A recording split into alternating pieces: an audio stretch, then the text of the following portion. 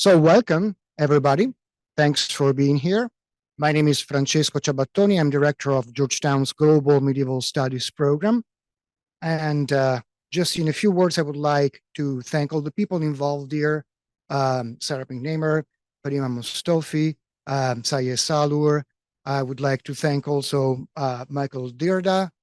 And of course, we will be hearing the beautiful poetry of Nezami Ganjavi in the translation of Dick Davis, our guest today. But I will let Sarah McNamer introduce him properly. With this said, I also thanks our assistants and helpers, Denial Nisbet, Luxie Young, Sam Hosler, Saralyn Neige. And I believe in a few minutes, we can start the actual event. I just want to thank you all once again for being here. And I will leave the floor now to Professor Mostofi, who will say a few words about the webinar, and then Sarah McNamer, who will introduce our guest, Dick Davis. Thank you very much.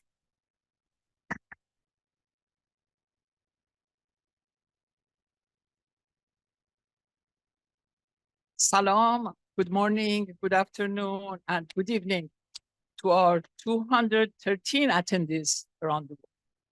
I'm Farhad Mustafi, Director of the Persian Studies Program at Georgetown University, and I would like to welcome you to our 20th lecture series today, Jalinous lecture series today, with the collaboration of Medieval Studies at Georgetown.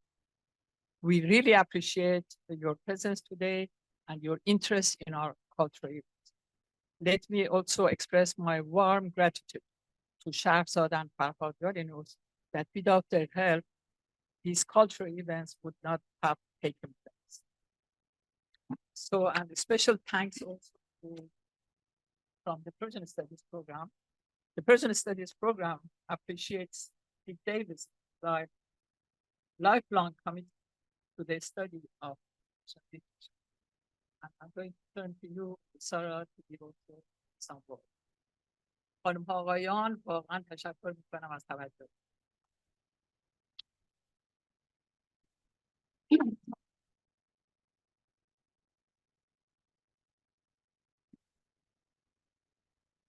Thank you for being here. I'm Sarah McNamer from the English department, and it is my great pleasure to introduce Dick Davis, though of course I know he and his work will be familiar to many of you. Dick is Professor Emeritus of Persian at The Ohio State University, where he also served as chair of the Department of Near Eastern Languages and Cultures. He has published 9 volumes of his own formally intricate and resonant poetry, in addition to scholarly books and articles, and he has won many awards for his work, including election as a Fellow of the Royal Society of Literature, the Ingram Merrill and Heinemann Awards, grants from the NEH and the NEA, and the Guggenheim. He has also translated from Italian. But today we are celebrating his rare gifts as translator of medieval Persian poetry, for which he has received resounding acclaim. As Michael Dirda, whom we are very pleased to have with us today, has put it quite simply, Dick Davis is the leading translator of medieval Persian literature of our time. I know that we are all eager to hear Dick read from his latest marvel, Nezami Ganjavi's Khosrow and Shirin, but I'd like to just say a few words about why I've come to value Dick's translation so highly. My primary field is medieval English literature, but when I came to Georgetown 2 decades ago, the English department invited me to teach beyond my area of expertise. Go, wander, they said, giving me the freedom to teach not only English and European literature from the medieval period, but world literature in translation. The lushness and intricacy of the Persian tradition immediately drew me in. But in the year 2000, there were often stark choices to be made where translations were concerned. On the one hand, freed adaptations of Hafez and Rumi and Nezami that were pleasing to American sensibilities, but far from faithful. And on the other, scholarly renderings that were worthy of respect, but are sometimes archaic or stilted in their diction. Dick Davis has, in this new millennium, melded the scholarly and the literary so beautifully, offering us Persian poems that live and breathe and sing in English. I now have so many trustworthy and delectable options to choose from when designing a syllabus, from the Shahnameh to Vis and Ramin, to Hafez and the astonishing Jahan Malek Khatun, to Layli and Majnun, and now the wondrous Khosrow and Shirin. Mage Publishing has played no small part in this venture, and in choosing to print several of these volumes with facing page Persian translation, publisher and translator together have, I expect, pulled off yet another feat, that of prompting even members of the Iranian diaspora who read Persian with ease to see their own cultural heritage in a new and more radiant light. To put all of this another way, Dick Davis has served the world of letters as an exemplary go-between. The figure of the go-between is, of course, pervasive in Persian romance. Often the go-between is of dubious morals and merit. So one of the most striking aspects of Khosrow and Shirin is its depiction of go-betweens who are not only noble, dignified, and beyond reproach, but superb artists, the painter Shapur and the musicians Farhad and Nakisa. In fact, without the aesthetic sensitivities and skill and dedication of these three, the plot would have completely stalled in Khosrow and Shirin. Our two lovers would never have met or developed such fiery passion, or after their many trials and tribulations and shenanigans, learned to ask pardon and to forgive, thus paving the way for true and lasting love. It could even be said that Shapur, Farhad, and Nakisa are the real heroes of this romance. Dick Davis, I suggest, is of their ilk, capable of bringing beautiful things into being by shuttling between Persian and English with such grace and efficacy. One thing go-betweens deserve, of course, is ample reward for their service. What Khosrow doles out to each of his go-betweens is a bride, chosen from among Shirin's 70 fabulous gal pals, badass beauties who, when they are not gracing gardens, weaving garlands, and getting tipsy, are fighting, hunting, and playing polo with the best of them. They are, in Davis's rendering, bold as Efendiyar in confronting foes, and accurate as Rustam with their bows, women so skilled at polo they could even steal back the ball if it were lodged in heaven. Now, Dick was rewarded with his incomparable bride at the very outset of his career. So what might we wish for him instead in gratitude for his services? Perhaps we could offer him a fine horse like Shabdiz or Golgun, or strew gold and jewels beneath his feet, or present him with a richly brocaded and bejeweled cloak. None of these, alas, are ready to hand. So let's ask him to accept his verse itself and our deep appreciation of it as its own reward. Nezami Ganjavi himself serves as a handy model here, humbly attesting that it is enough for me now that my verse has filled the chambers of the universe. Nezami's verse, transmuted by Davis, is indeed filling the chambers of the universe even now to our many listeners around the globe through the wonders of Zoom, and here in this chamber through the even more marvelous wonders of presence. So thank you to Professor Davis for serving as devoted go-between with your verse and for your presence with us here today.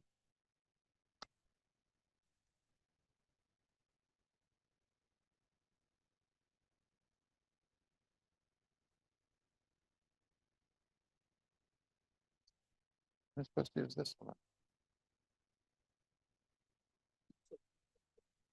Sure, I will.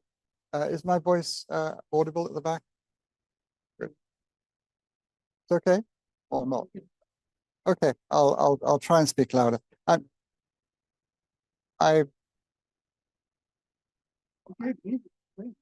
I've got this thing too. Oh, I see. In that case, I'll try to speak a little louder. I'm told that when I talk, I get quieter and quieter. So if my voice disappears, please at the back sort of wave, say we can't hear anything you're saying. That was an extraordinarily kind and generous introduction. These introductions are an introduction like that is extremely difficult to respond to. All I can say is I am very grateful.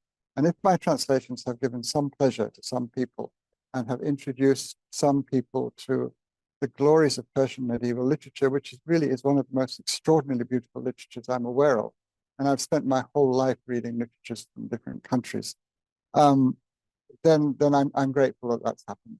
And I'm more than grateful if occasionally somebody will read one of my translations and decide to learn Persian so that he or she can read it in Persian, which I am told has happened. And that really pleases me a great deal. Okay, I'll get on with my talk. As was said, I am going to talk about the romance Khosrow and Shirin by the medieval Persian poet Nezami. Nezami lived in the 12th century. His dates are approximately 1140 to 1209, which makes him a contemporary of the mystical poet Attar in Iran and of the romance poet Chrétien de Troyes in Europe, in France. And his poetry combines these two genres. Khosrow and Shirin is a romance like Chrétien de Troyes' poems, but it has strong mystical overtones and implications like Attar's poetry. It is also a poem about transitions. It seems on the surface a fairly sort of straightforward love story with complications, of course. Love stories always have to have complications. Things go wrong, the two get estranged, they hate each other, they go back together. But it seems like a basic love story. But when you actually examine the poem, it actually is very complicated, and a lot is going on it. Sorry, it's a poem about transitions, basically. Politically, the poem begins with the transition from one reign to another. Ethically, and this is where the real focus of the poem is about an ethical transition, which is affected by one of the lovers on the other lover, as it were. Shirin, who is the woman, educates Khosrow, who is the man. And Khosrow, to be honest, begins the poem as a bit of a jerk, and Shirin makes him into a noble lover. And it's a lot of work too. So there is the ethical transition, and we have the transition which we see basically in Khosrow, but we also see it slightly in Shirin. We have the transition from thoughtless selfishness to love that devotes itself to the love of the other. And in personal terms, we have the transitions from innocence to experience, and from hopeful expectation to grief to happiness to tragedy. But then the tragedy is presented as a kind of triumph. So there's a kind of ambiguity at the end of the poem. Towards the end of the poem, we also have the suggestion of, in medieval Persian terms, a cosmic transition. When the poem happens, the poem is based on real events, of course, much elaborated by Nezami, much romanticized, but there really was a Khosrow and there really was a Shirin, and they lived in the 7th century, shortly before the coming of Islam to Iran. And the end of the poem suggests a cosmic transition from an old religion to a new religion, as the characters in the poem grow up, as it were, Nezami is implying, so the world itself is growing up. The world itself is becoming, in Nezami's terms, a better place, as Khosrow becomes a better person. I want to say a tiny bit about Nezami's poetry, because if you haven't read a lot of Persian poetry, and I'm presuming most people here haven't, and certainly, and even if you've read quite a lot of Persian poetry, but you haven't read much Nezami, his poetry is not easy to get into. So I want to say a little bit about it at first. In fact, Khosrow and Shirin is an extremely famous poem. It's one of the most famous, 4 or 5 most famous poems, long poems in Iranian culture. And I remember thinking, why hasn't it been translated into English? It's such a famous poem. And then I opened it and started to read it, and I thought, that's why it hasn't been translated into English. It's the most difficult poem I've ever tried to translate. And Hafez, for example, is famously difficult. It's far more difficult than Hafez. If you want to talk about that, we can talk about it afterwards. But I found it more difficult to translate than Hafez. Nezami's poetry is highly ordered, in the sense that it is often complexly rhetorical, and it celebrates order and artifice. There is no native wood notes wild, which is how Milton characterized Shakespeare's poetry. There's nothing sort of basic and natural about it, which is what Milton implied Shakespeare was. Whether we agree with Milton or not is separate. About Nezami's verse, and it is certainly not a spontaneous overflow of natural feeling, because Wordsworth's definition of poetry is nothing like that at all. On the contrary, it's extremely rhetorically self-conscious and artificial. Conscious, obvious artifice is for Nezami a poetic virtue, not a fault. Other Persian poets use poetry as a means towards something else that is seen as more important than poetry itself. This is true, well, it's true of poets the world over, but it's especially true of Persian poets from the Middle Ages. I'll give you a couple of examples. Sa'di, for example, his poetry exists as a way to educate the reader how to live in the world well, properly, as one should. Hafez's poetry is celebration, whether we take it as a celebration of eros or as a celebration of mystical insight or of both. The poetry exists for the point of the celebration.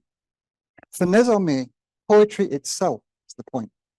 The poetry, it is poetry itself that Nezami celebrates. It is in a sense art for art's sake, although the phrase art for art's sake, because we associate it with the end of the 19th century and a lot of sort of decadent silliness and Oscar Wilde and so forth, it has completely the wrong connotations for us. It's not in terms of a dilettante self-indulgence, but because for Nezami, art is an embodiment of the noblest and most ideal aspects of life. For Nezami, art shows you what life can possibly be at its best. That's what he cares about. And for him, it is art that does that, not religion, not anything else. There are strong religious overtones in Nezami. There's lots of other stuff, of course, too. But art is the thing that he really cares about. And he pours an enormous amount of rhetorical complexity and effort into the art of his poetry, which makes it not that transparent often. So you're often trying to tease out what he's saying.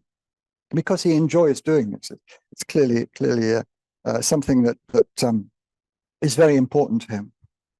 One way that this artifice manifests itself is in his quite complicated use of metaphor. And because I'm going to spend most of this talk actually reading passages from the translation, but if you don't understand what Nezami is doing with his metaphors, a lot of it will just sound like surrealist gibberish. I hope it doesn't sound like surrealist gibberish, but a lot of it will start, you will think, what's he talking about? What does he actually mean? So I'll try and give some introduction to the way a lot of his metaphors work, which is quite different from how English metaphors work. When an English language poet uses a metaphor, he virtually always lets us know what the metaphor is referring to.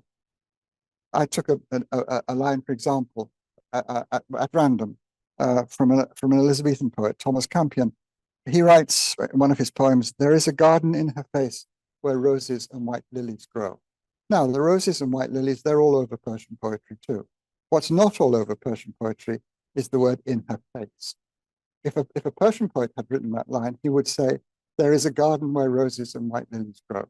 And it's the reader's job to infer that he is talking about a face. He doesn't tell you it's a face. You gather it from the context and what else is being said. He doesn't always do this, that is, omit the actual subject of the metaphor, but he does it a great deal, and one has to be on the watch for it. I'll give you a couple of extreme examples. Usually you can more or less guess. If he's talking about a person and there is a list of flowers, the flowers refer to different aspects of the person's body or face or charm or so on. That you can more or less work out. But sometimes you have to really think what it means. And I'll give you a couple of examples that are fairly extreme, which occur quite near the beginning of the poem. Quite near the opening of the poem, the heroine, Shirin, she goes on a very long ride. She's in search of Khosrow, in fact. And she gets lost and she gets exhausted and she gets covered in dust and filth. And then she comes on a stream which has made a lake, a small lake. And she seems to be miles from anywhere. She decides to bathe in the lake. She slips her dress off, she gets into the lake. Shirin bathes in the lake, and at one point, Nezami tells us, "The lovely moon rose in Aquarius.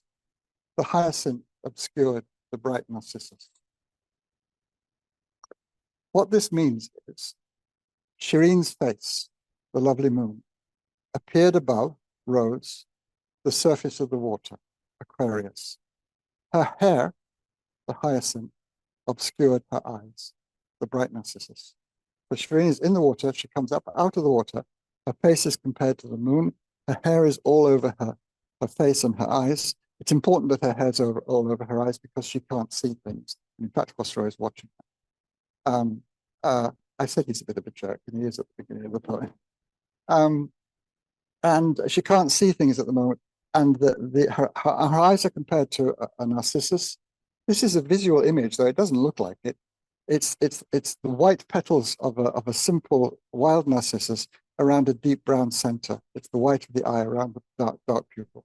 And her hair is compared to a hyacinth, which is a very common comparison to hair in Persian poetry. It's also in ancient Greek poetry. It's in Homer. In the Odyssey, Odysseus' hair is compared to a hyacinth at one point. And if you can think what a hyacinth looks like, it looks like very tight curls. It's very tight curly hair is being talked about.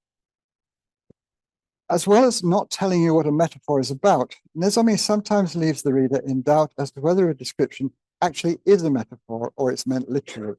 He does this quite a lot, in fact. He very often talks about the moon, for example, and this might mean the literal moon, or it might mean an especially beautiful face, as in the lines I've just quoted. After the bit about the hair falling across her face, we have a line, but when the moon emerged from clouds, which means when she pushed her hair back from her face so that she could see what was going on. Usually the context will make clear which interpretation is right, but sometimes the ambiguity seems to be deliberately left hanging there.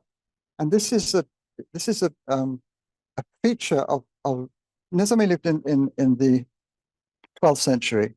The poem was probably written about 1180. But it becomes a feature of Persian verse from then on. This kind of thing, in fact, that you're not quite sure which way you're to take the metaphor. The metaphor can be literal, it can be a metaphor, and if it is a metaphor, what's it a metaphor of? There are a number of possibilities. Hafiz does this all the time.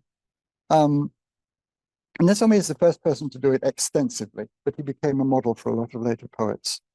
For example, when Shirin bathes in the lake, as we've just mentioned, she slips off her dress. And Nezami tells us that she winds a blue veil around her waist. Now, perhaps this is meant literally. She winds a blue veil around her waist. But the blue veil could also refer to the water that she steps into. And in fact, a moment later in the same scene, the water is referred to as a blue wall protecting her, which suggests that the blue veil is also the water. The point is, it could be either. And some commentators say it's definitely this, some commentators say it's definitely that. My feeling is that Nezami is doing this on purpose. He is allowing the scene to sort of be ambiguous. And this kind of micro-ambiguity, line by line in the poem, it also echoes, or it's a kind of reflection of, or a repetition of, a macro-ambiguity throughout the poem. Because the poem is about a carnal love story, but it's also about the love of God, the aspiration towards an ethically right life, and so forth. And it's not just this or just this, it's both. And so Nezami, he will use metaphors, or he will use a phrase which might be a metaphor, it might not be a metaphor. And that ambiguity, that sort of micro-ambiguity in a moment, it's echoed in this larger ambiguity of the poem as a whole. That is, it has two possible subjects. It tends to be, critics love to say, well, it's really this and not that. But in fact, my own feeling is that the ambiguity is deliberate. And in fact, that's what makes it poetic for Nezami. The fact that it has multiple meanings. The meanings, they are not restricted just to a literalness or a metaphorical something. They're both. Okay. Now, having said all this by way of introduction, I'm going to read some translated passages from the poem. Now, as all narrative poems in Persian are in couplets, and the couplets are more or less the same length as English pentameter couplets, so-called heroic couplets, I've translated them into that form. The Persian meter is quite different from the English meter, of course. Nevertheless, the English couplet form does give some indication of the rhythmic flow of the Persian. I'll begin with the scene I've just been talking about, when Shirin bathes in a lake formed by a stream. She's been riding headlong for a while on her horse, who is named Shabdiz, which means the color of night. It's a black horse. And she is now exhausted, and she's covered in grime and dust. This is a very famous scene in the poem, and lots of miniatures illustrate it. Here's the cover of the book illustrates it, and here you can see she is actually wearing a blue veil. The artist of the miniature has taken that phrase literally. Other artists don't, they take it as the water.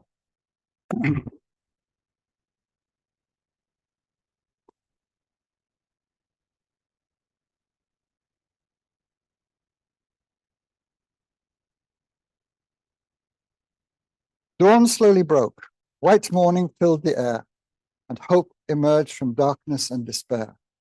Thousands of white narcissi thronged the skies. Single yellow rose brought their demise. I don't want to keep interrupting the reading, but that's another example of what I was talking about. Thousands of white narcissi thronged the skies. It's the stars. A single yellow rose brought their demise. The sun rises and stars go. Still sweet Shirin urged on Shabdiz to make yet one more effort for her search's sake.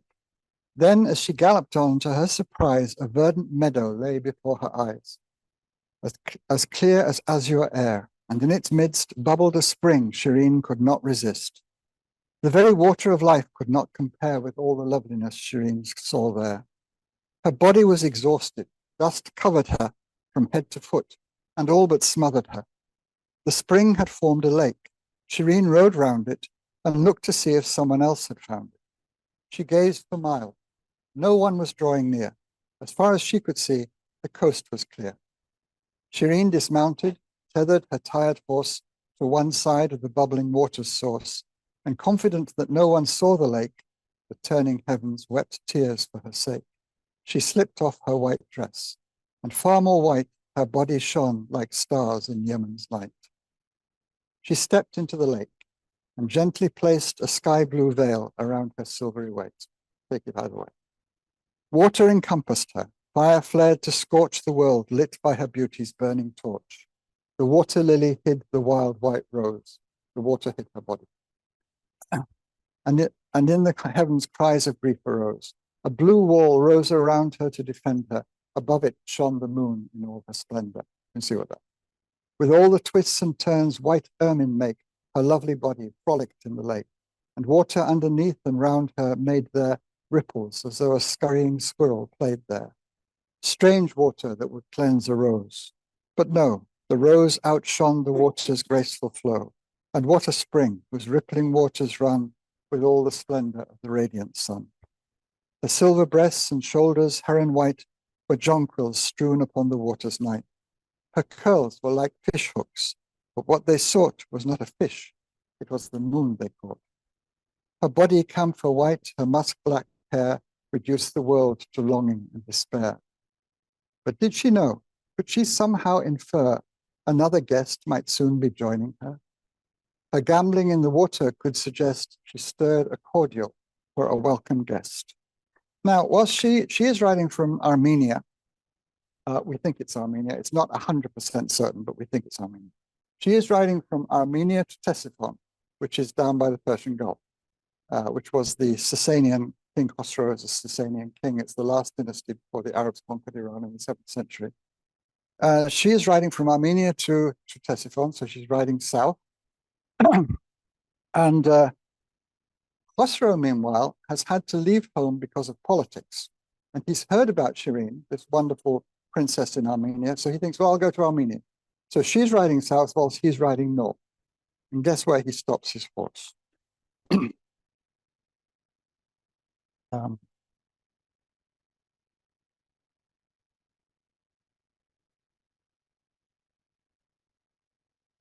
Right. By chance, his tired horse weakened close to where the shining moon was washing her black hair. He called a halt and had his servants lead their horses to fresh grass where they could feed. That is, all of the horses but his own. On this he slowly ambled off alone through flowery fields, and suddenly caught sight of water in their midst, intensely bright. A tethered horse stood there, as splendid as an eagle, or the tail a peacock has. As striking as a pheasant then, he saw a wondrous sight, at which he gazed in awe. A lovely girl sat by the lake, as though she sat where paradise's waters flow. Gently Khosrow approached. With what soft care his horse's hooves trod on the grasses there. And softly Khosrow said, how would it be if both this girl and horse belonged to us? Not knowing both the horse and shining moon would cross the threshold of his castle soon. His gaze had lighted on the moon. He went yet closer, but he grew less confident and found the nearer that he came to her, the more insistent his misgivings were. He's sure it is the radiant moon he sees, whose proper home is in the Pleiades. She was a lotus in the lake. Around her lovely waist the blue silk veil was wound, as if an almond blossom were to clasp her almond body in its gentle grasp. As a white heron wading in a stream stands out against the water's varied gleam, her body shone with that same loveliness within the shining water's soft caress, making her locks of hair seem violet posies laid on her lovely body's shining roses. and water drops upon her face were strewn like glistening pearls rained down upon the moon. Her comely body shone like whitish snow massed on a mountainside, and its bright glow so stirred the spellbound king that he resembled spilled mercury as he looked on and trembled. It would be easy for him to mistake each of her ringlets for a threatening snake, but then they seemed to whisper secretly, "We are your slaves, O king," as you can see.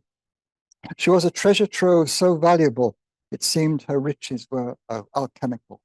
She was an orchard, one whose open door showed pomegranates never seen before, and if a heart should glimpse them, that poor heart became a pomegranate split apart. Look at the way in which desire had made even the sun confused, so that it strayed out of its normal course, resolved to see this water where the moon elects to be.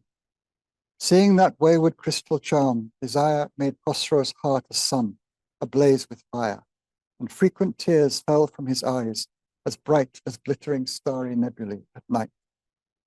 The lovely moon rose in Aquarius. The hyacinth obscured the bright Narcissus, and she at first did not become aware of King Khosrow or of his spellbound stare.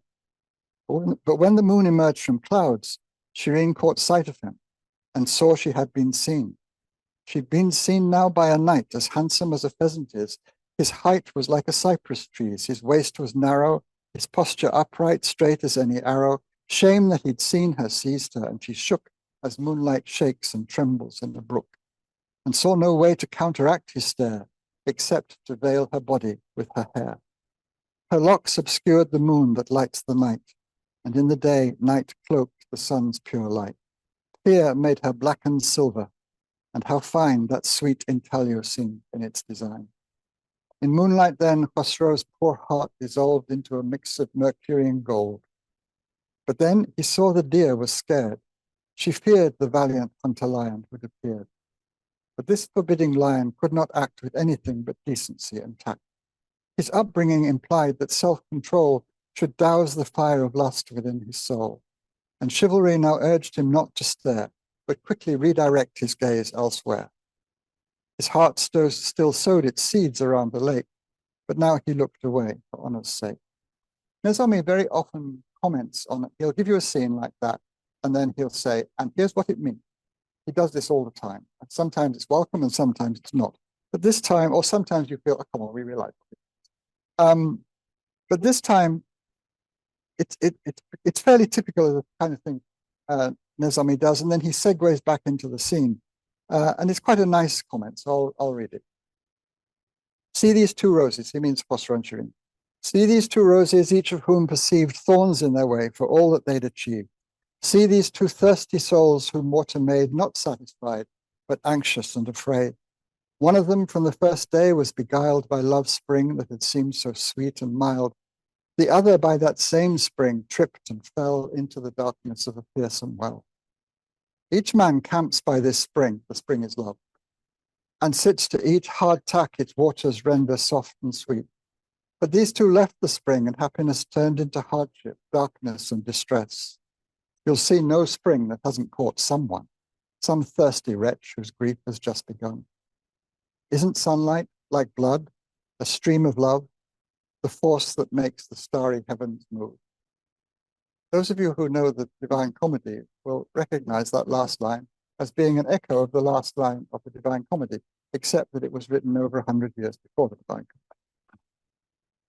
When Khosrow turned aside and showed that he respected her desire for privacy, princesses, when they travel, always ride within a little shade, concealed inside. Quick as a fairy child whom no one sees, she left the water, dressed, mounted Shahrzad, and off she goes. Khosrow turns around and thinks, where the hell has she gone? And he's very upset with himself for missing her.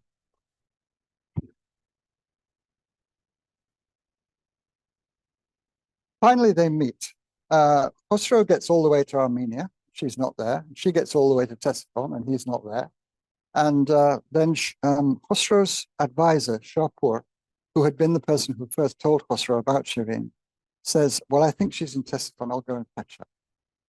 And Khosrow says, oh, okay. So, and then finally, they actually meet while they're hunting. The fluent teller of this story said, while King Khosrow precipitously spread across the wilderness and turned aside for hunting in the nearby countryside, a cloud of dust could be distinctly seen, sent skyward by the presence of Shirin, who had decided on that very day to ride out with her friends in search of prey. Two hunters met together in one place, hunting each other and now face to face. Two friends whose love had made them dazed and blind, whose hunt had left all other friends behind. Two archers slim as cypress trees, whose darts were aimed by love at one another's hearts. One had received a crown, and one could make 100 crowns lie vanquished for her sake. One's hyacinthine curls were held in place. One let her curls surround her rose-like face. His curls coiled round his ears, while hers lay loose upon her shoulders like a warrior's noose. His bright talk shamed the moon. Her throat and chin outshone the necklace on her moon-pale skin. They gazed at one another. In their eyes, tears of bewildered joy began to rise. Stock still they stood in wonderment, astride their horses that had halted side by side. Both hoped for mutual love, and mutually each asked the other's true identity. And as they heard each name so longed for sound, both tumbled from the saddle to the ground. They lay there for a little while, and then slowly came back to consciousness again. Like pearls, their tears bestrewed the earth, and yet their talk adhered to courtly etiquette, politely asking about this and that, as if they'd met there for a casual chat. There was so much to say, but it seemed best to leave for now some matters unexpressed. Now, they both go back to Armenia, and they go to the court of Mahin Banu, who is Shirin's aunt, who is the queen. Shirin's mother is dead, and Mahin Banu is acting as her mother, really. Mahin Banu immediately realizes that these two have become obsessed with one another. Mahin Banu is a very proper lady indeed, and she's not going to have any hanky-panky going on at her court. So she gives Shirin some advice. This advice is quite famous. I don't know if mothers still give advice like this to children. It probably the last 50 years or so have made it obsolete, but for thousands of years they certainly did. I remember my mother giving it to my sister, for example. When farmers plant a seed in fertile soil, if the seed grows, it grows well and won't spoil. Likewise, someone of noble character will not be stained by things that are impure. Mahin Banu was such a woman, good and pure in spirit, and she understood only too well the state of things between King Khosrow and her lovely niece, Shirin. And thinking of the two of them, she saw that close together they were fire and straw. She spoke then to Shirin, "To everyone, not just to me, you are our paragon, and may good fortune shadow you, may all that's wonderful be at your beck and call. The world is lovelier for your grace and beauty, and you're the refuge of all virtuous duty. You are a treasure, and your seal is still untouched by anyone, for good or ill. The world has wiles to trick a harmless girl, to pierce her ruby and to steal her pearl. I'm sure our headstrong king is planning to, this way or that, attach himself to you. Now, if he really loves you, you can say you've hunted down the most tremendous prey.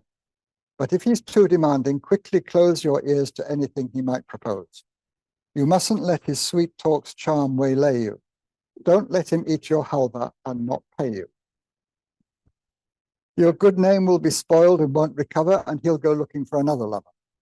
Live in his sun-like presence, but don't let him trick you into something you'll regret. But don't let him trick you into something you'll regret. I've heard he sees 10,000 pretty girls, all with sweet lips and captivating curls. And if he smiles at every rose, why should he swear to stay with one of them for good? When he can't grasp the jewel he wants, that's when he'll be sincere and try for it again. It's when he sees you're chaste and pure that he will seek your hand appropriately from me, which means the heavens will preserve your virtue and you'll be queen and nothing then can hurt you. If he is like the moon that shines at night, we are the sun that floods the world with light. If he is Khosrow who ruled Iran, we're Afrasiab, the monarch of Turan. Turan is Central Asia. This running after someone like a slave is not the way a woman should behave. And doing strangers favors can't be part of woman's nature if she's pure in heart. Many a fresh-picked rose lasts but a day. Its scent is savored, then it's thrown away. Many a wine is poured out to be tasted, and after one sip tossed aside and wasted. And you yourself know marriage is a state far nobler than a lover's dubious fate. As if the words were earrings, she would treasure Shirin's ears welcome this advice with pleasure. Her heart agreed. Her mind already knew that everything Mahin had said was true. Now by the 7 stars she swore, and by the name of him who rules the earth and sky, I weep for love of Khosrow, but I'll be his partner only if he marries me.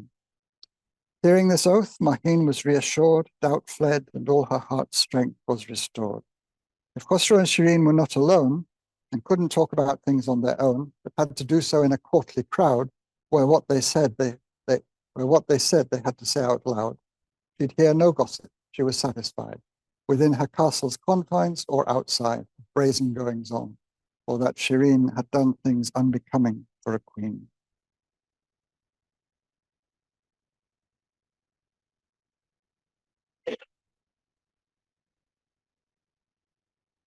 Now, Khosrow and Shirin, a love affair begins between them. Khosrow, of course, wants to take Shirin to bed immediately. Shirin, having heard this from Mahim Banu, is not having it. So there's a lot of argument and back and forth and losing their temper with one another. And as I said, the poem is partly a poem about the education of Khosrow. That really is the subject of the poem. And at one point, we see how far Khosrow needs educating in that he tries to rape her, quite literally. And she fights him off and she yells at him. And at one point, after the yelling, she says, it is disgraceful for a so-called man to crush a woman just because he can. It is his self he has to crush, and then he can be numbered among decent men. The man who overcomes his self will rise above the world itself and reach the skies. And there you have a mixture of the carnal and the spiritual, the two together. She's saying, if you're going to be a decent person, if you're going to be accepted into heaven, of course, this is a very religious society, you have to treat me properly and not try and rape me when I'm not interested in you, and so forth. Also, Khosrow, because of politics, there's a rebellion in, this is historical. There is a rebellion in his country, and the rebel is much stronger than he is, and he has to go to Byzantium and appeal to the king of Byzantium for soldiers to help him put down the rebellion. All this is historical, it actually happened. And the king of Byzantium said, sure, wonderful, you have to marry my daughter to get this. So Khosrow marries the daughter of the king of Byzantium. Shirin, of course, is livid. And she's very angry, and she goes off, and finally she goes off to a castle, and Khosrow goes to the castle. It's a very, very long scene. It goes on for tens and tens of pages, and she's standing up on the roof of the castle. It's a flat roof castle, Middle Eastern building. She's standing up on the roof of the castle, and he's down there in the courtyard saying, let me in, let me in. She's saying, go away, go away. And also he's drunk. And she says, I'm not letting you in because, for one thing, you're drunk. And think of my reputation if I let a drunk person prince into my castle, and there's nobody else with me except a few servants, and so forth. So she's not, and then it starts to snow. And Khosrow says, you'll be sorry, I'm going to freeze to death. And she says, I don't care, off you go. And so finally, Khosrow, this goes on for a very long time. And finally, Khosrow goes off and he leaves her. And immediately Shirin thinks, oh my God, what have I done? So I'll read that bit.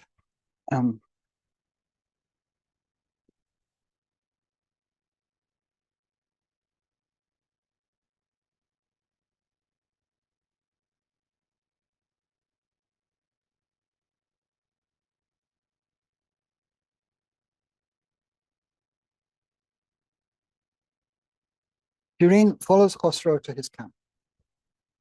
The ancient chronicler of tales set out all of Shirin's discomfort and self-doubt.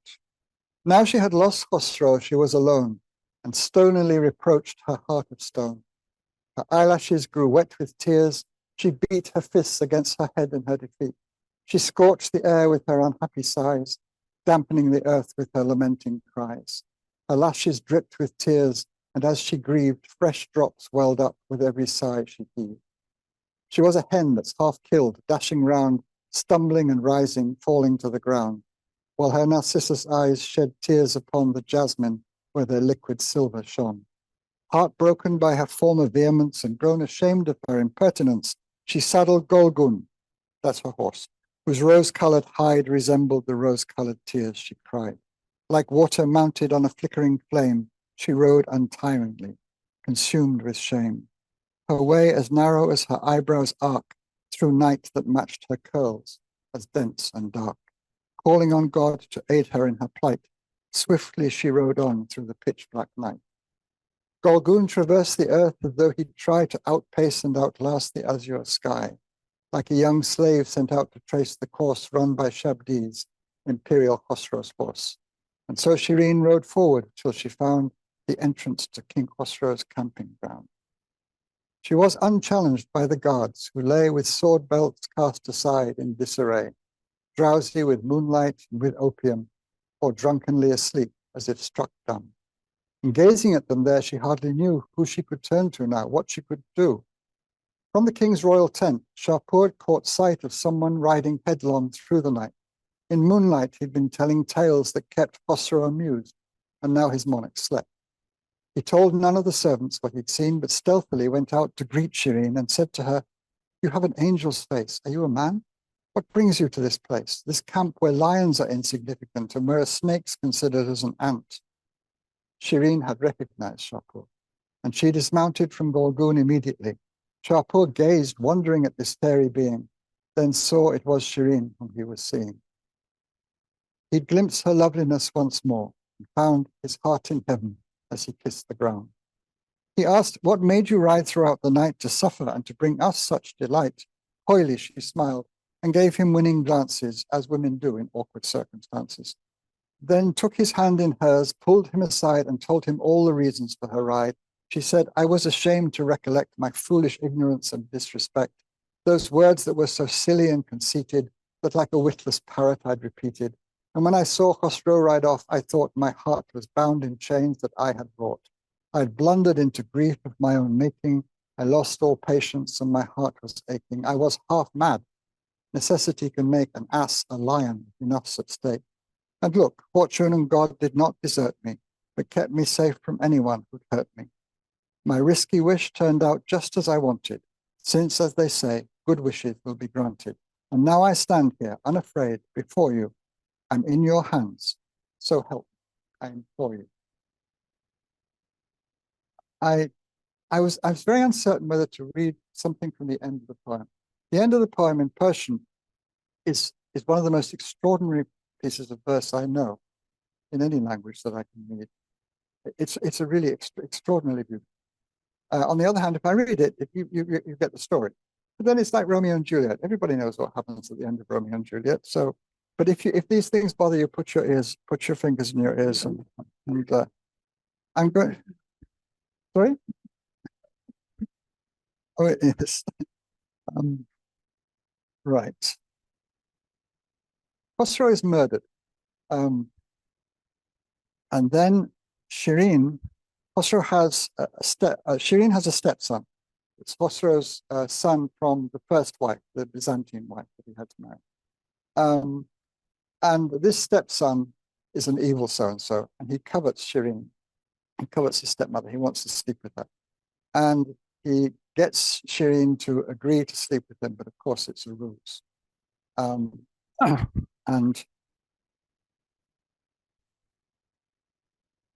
I'll read the very end of the poem.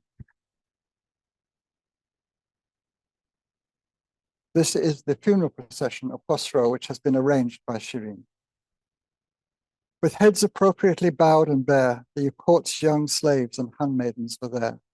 And like a cypress tree, stalwart and tall, Shirin walked graciously among them all.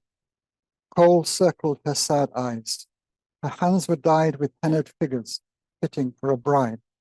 Jeweled rings shone in her ears, and ringlets blessed the lovely shoulders that their coils caressed. Her curls were bound with yellow silk, as bright as golden Venus, shining in the night. Her breasts were covered with red silk, that shone like crimson sunlight when the day is gone. She paced behind the catafalque as though half drunk still with her memories of Khosrow.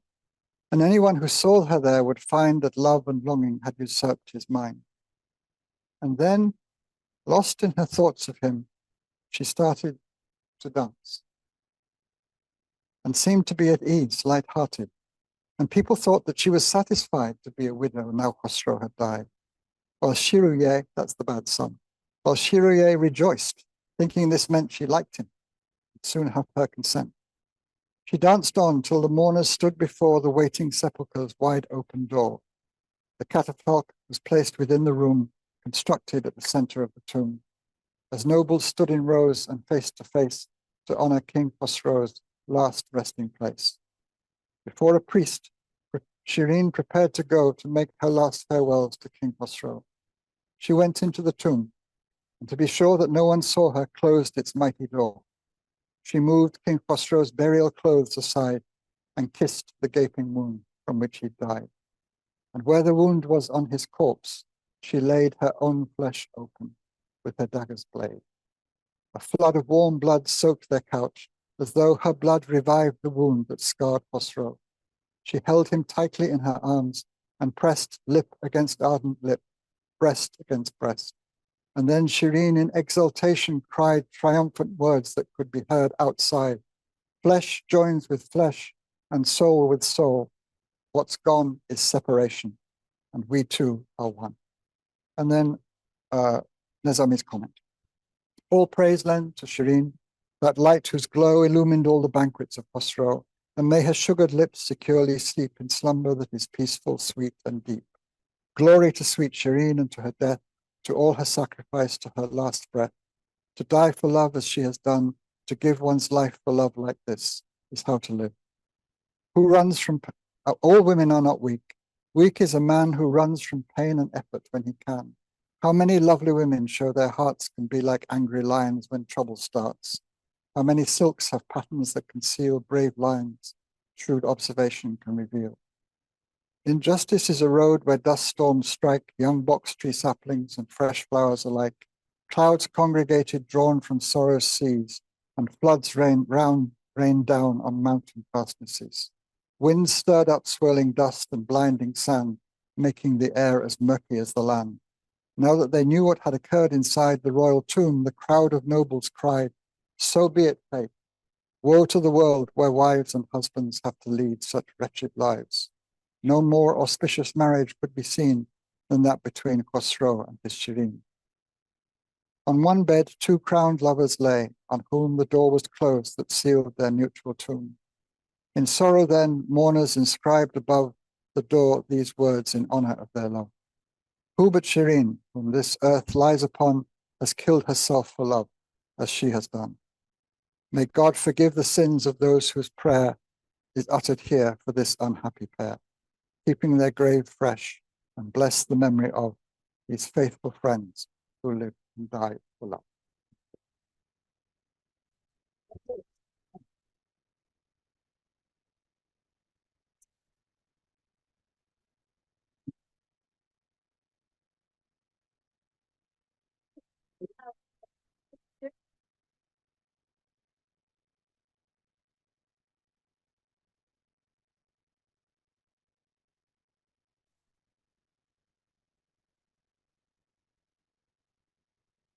Well, that was splendid.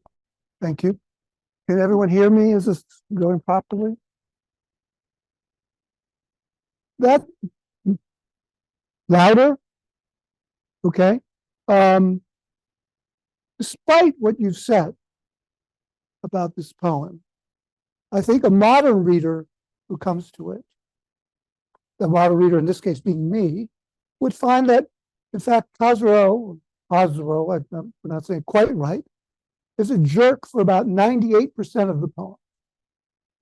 The actual redemption is 30 pages toward the end. Why is this poem so out of balance?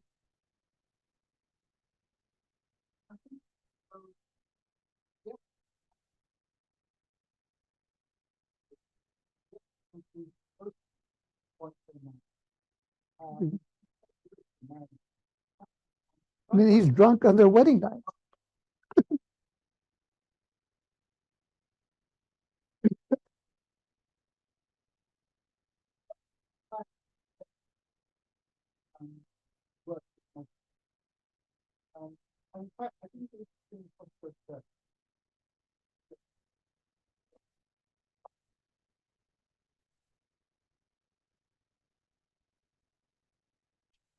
I didn't read the scene of Khosrow's death. Khosrow and Shirin are lying together in a place where they've been imprisoned by Shiruyeh, the evil son.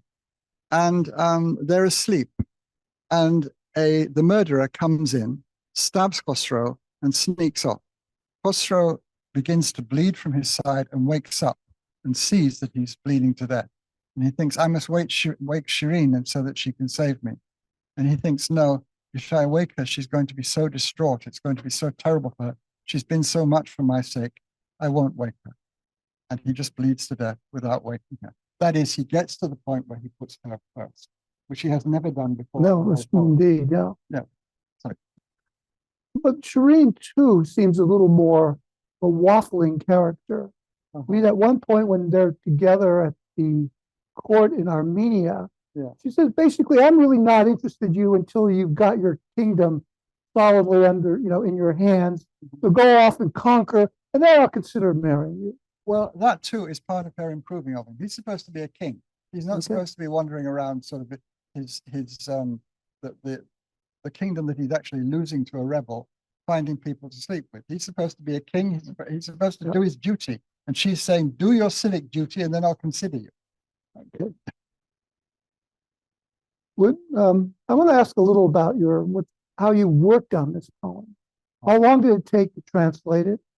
What are your working methods when you take on a poem of this length and complexity? It took about 2.5 years, almost 3 years to do it. The working method, it's very difficult to. How long have we got? We go now. Let's go. No, it's very difficult to explain what's become something almost automatic for me because I've been doing it for so long. But I read the Persian, I try and work out what it means, which sometimes takes some time. I've got lots of very good dictionaries and I've got commentaries and so forth. So I try and work out what it means, and then I try to see how I can make that into an English couplet that is both sort of tolerable as an English couplet and is very close to the Persian, as close to the Persian as I can possibly keep it. That in fact is saying what's obvious, but I can't. There is a joke, which I think I've been writing formal metrical English verse that tends to rhyme since I was a teenager, and next year I'll be 80. So it's a long time. And so it was well over 60 years. And I've been involved with trying to translate Persian poetry for almost 40 years now. So it's a lot of, I've been doing it for a long time as well. The joke is this: there's a man, perhaps many of you have heard it. We all know what Carnegie Hall is. Yes, Carnegie Hall, concert hall, have to be pretty good to play that. A man is in New York and he's got a map in his hand and he's looking down at the map and he's looking up at the street names and he's looking down at the map again. And somebody comes over to him and says, I can see you're lost. Can I help you? And he says, yes, how do I get to Carnegie Hall? And the man says, practice, practice, practice. That's my only answer. That's the only answer I can give you. Have you retired from Ohio State, what, 3-4 years ago? In 2012. Have you enjoyed retirement? Yes, very much. All the things I like to do about being a professor, I still do.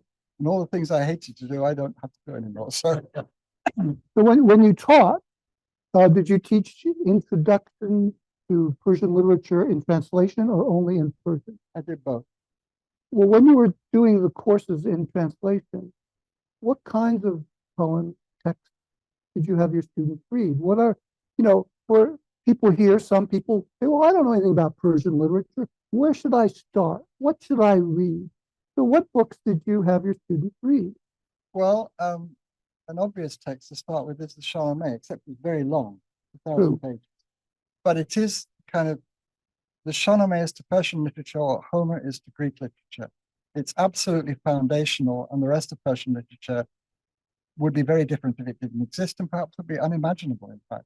It's very, the Shahnameh is, and it contains not all, but most of the pre-Islamic legends that have survived the coming of Islam to Iran. One of the things we tend to forget about very ancient societies in Asia is how very old they are. There are as many years of Persian civilization before the Arab conquest in the 7th century as since the Arab conquest. So there is and that civilization, insofar as it's existed in literary form, is the Shahnameh. It's in the Shahnameh. So the Shahnameh is a great place to start. There's a modern novel.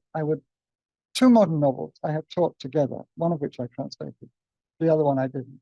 There are two modern novels about Iran in the Second World War. One of them is a tragic novel, it's very serious, and one of them is a comic novel, treating more or less the same material.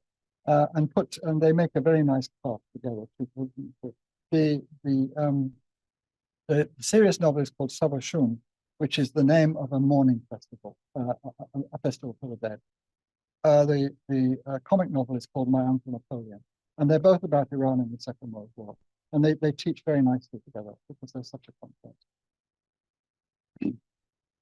You've translated Nezami's other work, but there's still a couple that you haven't. Are you thinking of taking them on? One of them has been translated already, I think about 15 years ago, which is the Hafteka, the 7 portraits, which was translated by Nezami. It doesn't seem worth doing the Hafteka again so soon. The first work by Nezami is a collection of mystical anecdotes. It's not really a love poem at all. And I think it's his least interesting poem. And I'm not really interested in doing that. I've done a completely different collection of mystical anecdotes by Attar, who was a contemporary of Nezami. And that's a marvelous poem. That's The Conference of the Birds, which is a wonderful poem in Persian. The Nezami's last poem is in 2 parts. And it shows actually what I was saying about ambiguity in Nezami. It's a life of Alexander the Great, who conquered Iran in the 4th century BC. Alexander from Macedon. There's an Alexander legend which went all over Europe and Western Asia during the Middle Ages, which turns Alexander into this kind of romance, sort of King Arthur kind of figure, with lots of adventures that are completely unhistorical and so forth.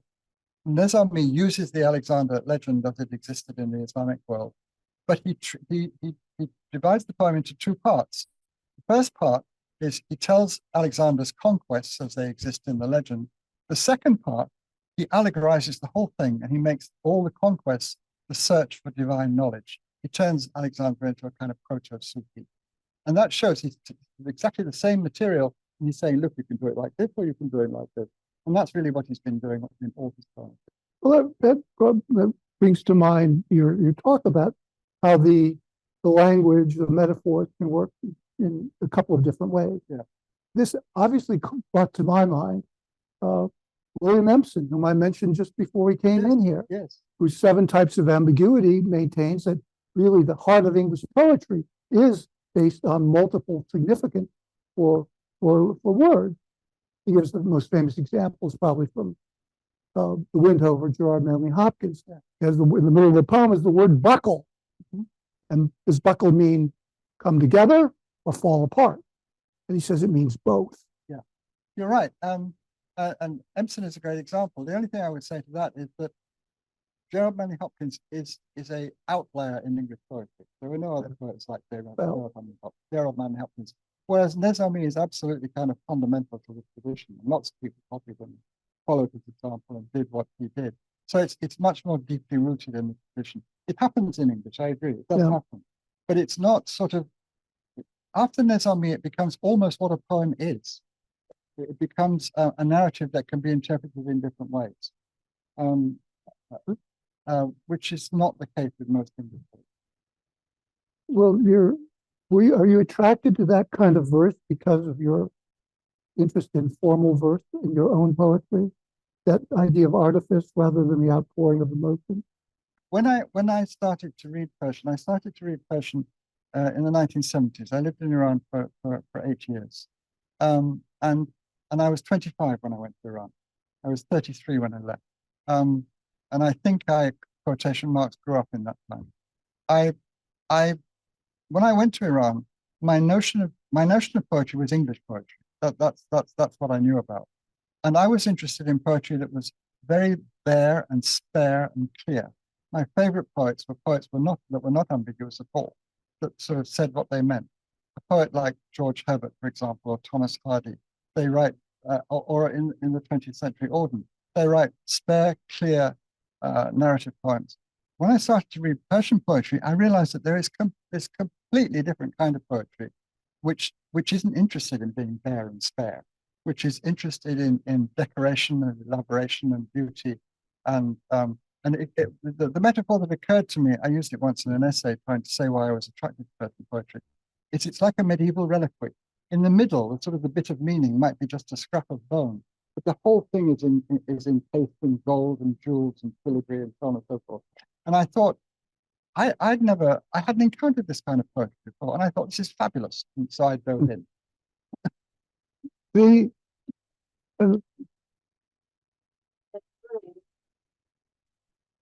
To some questions from the web. We might save questions from the audience for the reception instead. But Sure. You want to go ahead with just maybe a few from the web. Whatever anyone wants. Thank you, Professor Davies. I am Saya Salu. I'm going to read some questions from Sure. the webinar That's my thing. participant. Yes. So there are a lot, but I just picked some of them.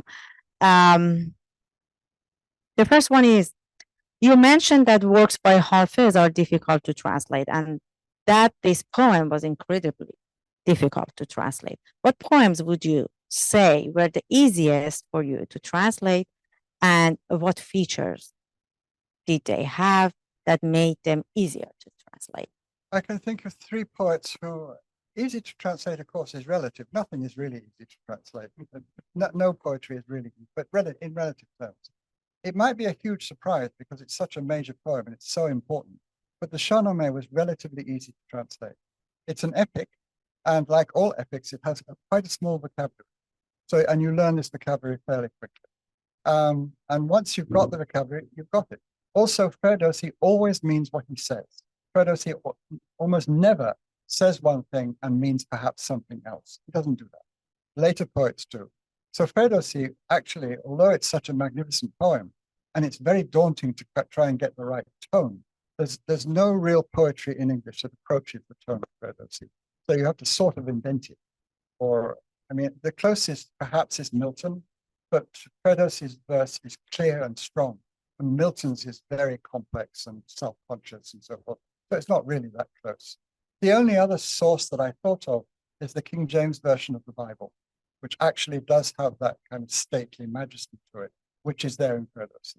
So that was in the back of my head when I was trying to get the tone. And another poet who is relatively easy to translate was Gorgoni, who is the poet who wrote Vis and Ramin, which is the most important romance before Nezami. Nezami, in fact, uses Vis and Ramin. That long scene I talked about from the Khosrow outside Shirin's castle, and it starts to snow. That's all taken from Gorgani. Gorgani's poem is a love poem, pure and simple.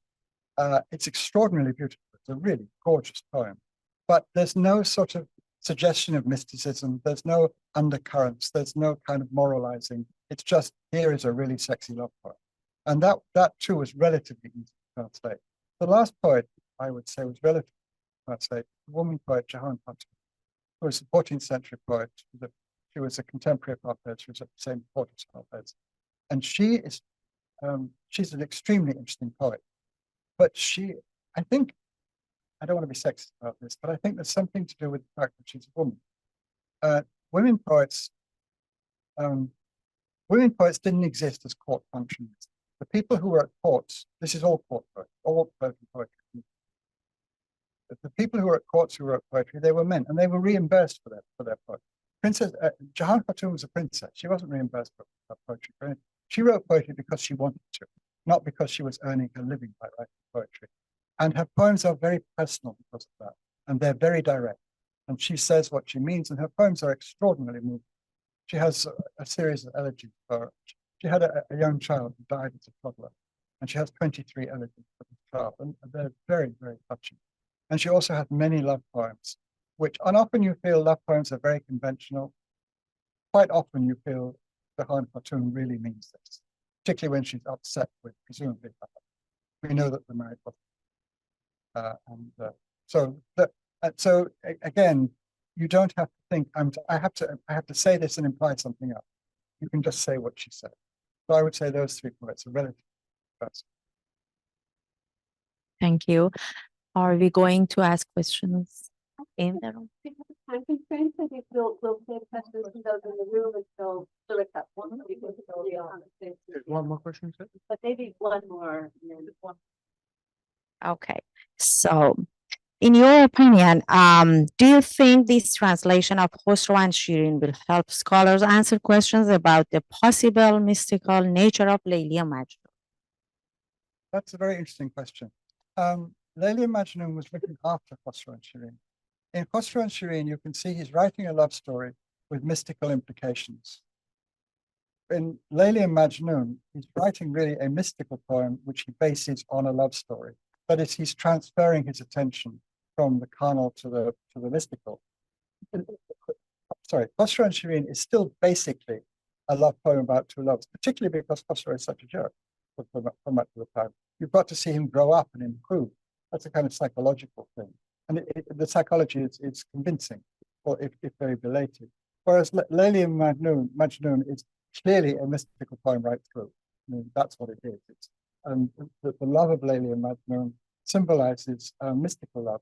We know this because when it's possible for them to sleep together legally and in every possible way, they don't, because they're saving themselves God. So Layli and Majnun really is a mystical poem. Khosrow and Shirin is getting towards that state.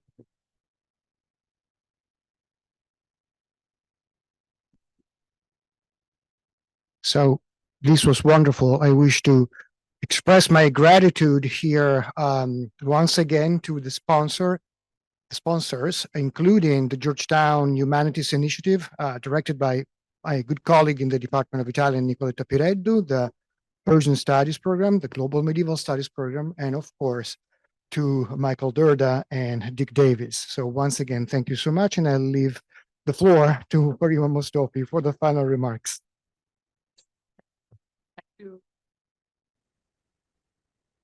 Thank you to both of you. Thanks very much for all of you. We invite those here to join us with the signing of the and we thank all of you attended via Zoom and hope to meet you in person someday. Khuda nigahbar.